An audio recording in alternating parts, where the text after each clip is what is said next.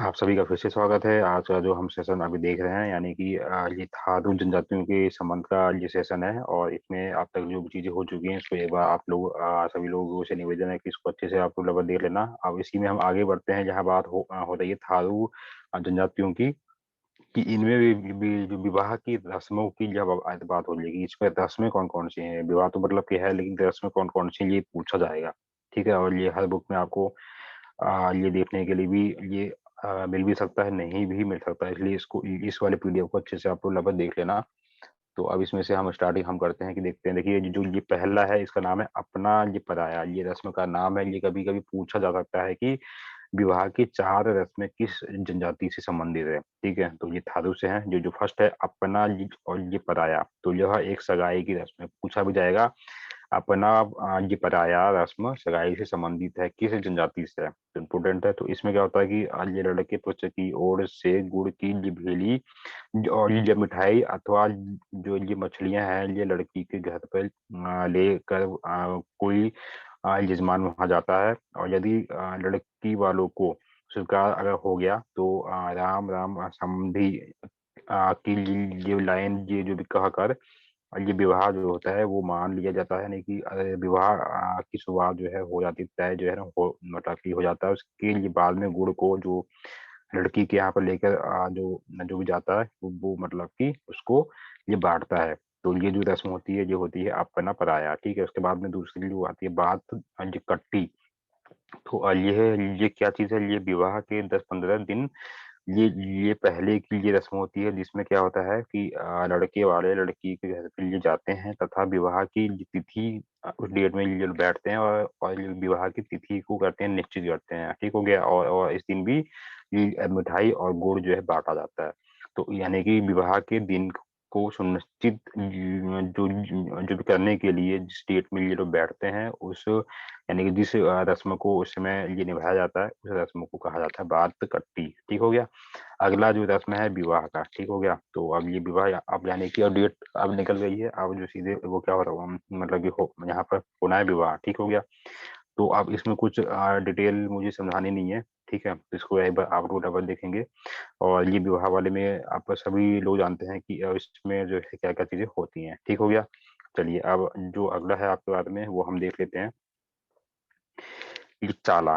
तो ये चार जो है रस्मों की बात हो रही है। तो ये चाला भी आपको यहाँ पर ध्यान में ये रखना पड़ेगा। अब ये है क्या है कि अब ये शादी होने के लिए बाद में 2 या 3 माह के लिए बाद में पश्चात में ये बैसाख में कन्या अपने ये पति के घर ये जाती है और स्थायी रूप से भी वहीं पर रहने जो लगती है। तो इस वाली रस्म को ये क्या है ये चाला के नाम से ये जाना जाता है। इम्पोर्टेंट है।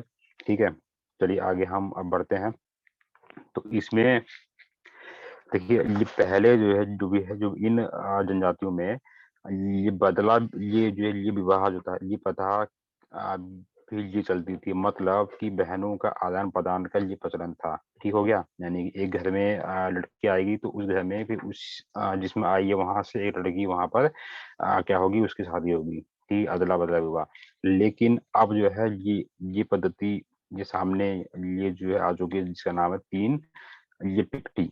ठीक है, तो दोनों पक्ष की ओर से विवाह तक मतलब फाइनल होने के ये बाद में जो जैसे कि दोनों ये पक्षों की ओर से विवाह की जब वो हो जाती है पक्का तो उस वाली सिचुएशन को जो कहा जाता है पक्की ये पोड़ी। तो ये भी एक बार सवालों में आया था कि पक्की पोड़ी संबंधित है। तो जो है इसी जनजाति से संबंधित है जिसकी हम बात कर रहे हैं थारू। एक नाम आता है लठ भरवा भोज। ये क्या है। ठीक हो गया। तो अब देखिए इसमें अब ये मतलब कि होता है अब ये रस्म है क्या जी। तो इसमें क्या है कि अब इन जनजातियों में विधवा विवाह भी होने की का क्या कल्चर है यानी कि। ठीक हो गया। तो यदि ये मतलब कि इसमें ये होता है कि इस वाली ये भरवा वाले भोज में क्या है कि यदि कोई लड़की जो है विवाहित लड़की जिसका ये गौना जिसको जो है ये चाला के नाम से भी जाना जाता है जो कि अभी हमने ये चौथे पॉइंट में यहाँ पर देखा था कि गलती से यहाँ पर ये 3 ही हो गया। ये चौथा पॉइंट है। तो ये चाला वो ना आया हो या फिर अथवा उसका जो पति है उसका जो है मतलब देहांत हो गया हो। तो फिर वैसे कि इसमें अब इसका जो है क्या होगा विधवा विवाह मतलब की होगा। तो विधवा ये विवाह होने के बाद में जो लड़की का जो फादर होता है, तो वो अपनी जी बिरादरी को एक क्या करता है, पार्टी देता है, भोज वो देता है। इसी भोज को जो कहा जाता है लठ भरवा भोज, ठीक है? तो ये इसकी मतलब कि ये मीनिंग है, और इस सिस्टम को मैंने समझा दिया। तो इसको एक बार देख लेना, क्योंकि ये संबंधित आ सकता है कभी भी सवालों में। धर्म, थारू जनजाति का धर्म, तो यह भी हिंदू धर्म को मानते हैं, जिस प्रकार से जौनसारी लोग मानते हैं। और इनके जो ये दो देवता हैं, ये बहुत ही ये विशेष हैं। तो ये नाम ध्यान रखना, कभी भी पूछा जाएगा। और इन दोनों में से खड़गाभूत बहुत इंपॉर्टेंट है, पूछा भी गया है, ठीक है? सवाल आया था कि खड़गाभूत देवता किस जनजाति से संबंधित है। अगला है त्योहार, ठीक है? तो त्योहार में हम देखते हैं कि ये दशहरा, होली, दीपावली, तो ये इन सब ये चीजों को ये लोग मनाते हैं। और इनमें एक विशेष फेस्टिवल भी होता है, त्योहार होता है बजहर। तो ये आ सकता है जम्मू में, ठीक है? तो ये जो है ज्येष्ठ और या बैसाख के समय में ये मनाया जाता है। लेकिन फिलहाल इसमें केवल ये बजहर का नाम ध्यान में रखना है कि यह इस थारू जनजाति से संबंधित ये फेस्टिवल है, ठीक है? और यही सवाल मैंने पीछे आप लोगों से ये पूछा था कि कौन सी जनजाति है जो कि दीपावली को एक शौक के रूप में मनाती है। आप लोगों ने सही आंसर दिया था, ये है थारू जनजाति। आ सकता है सवालों में, ठीक है? और राजनीतिक अगर ये सिस्टम की बात करें, ठीक है, तो राजनीतिक ये व्यवस्था ये है क्या चीज, तो इनकी अपनी क्या है, पंचायतें और ग्रामीण अदालतें होती हैं, अदालतें होती हैं। और ये क्या कहते हैं, ये है जो पराजित जो जैसे कि दो लोग आए, ये या इनका जो भी ये विवाद हुआ, इसमें जो हारेगा यानी कि जो पराजित होगा, पक्षों को शारीरिक और आर्थिक दंड दोनों ही दिया जा सकता है, ठीक है? तो ये इनके सिस्टम में ऐसी चीजें होती हैं।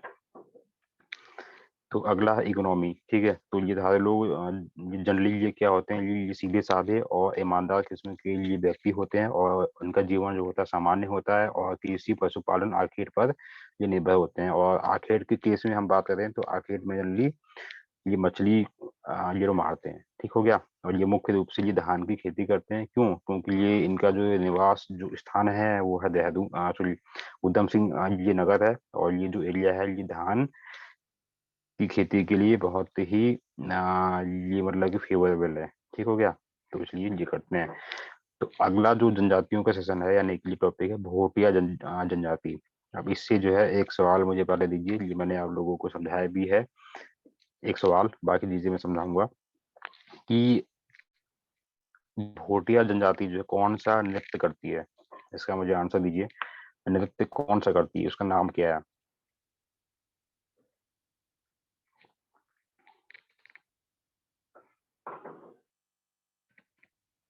ठीक है, तो ये हाथों में ये रुमाल लेकर ये पौड़ा नृत्य करते हैं, जो कि विशेष ये क्या है, ये विवाह और मांगलिक अवसरों पर किया जाता है, ठीक है? तो इन चीजों को ध्यान में आप लोग ये रखिएगा।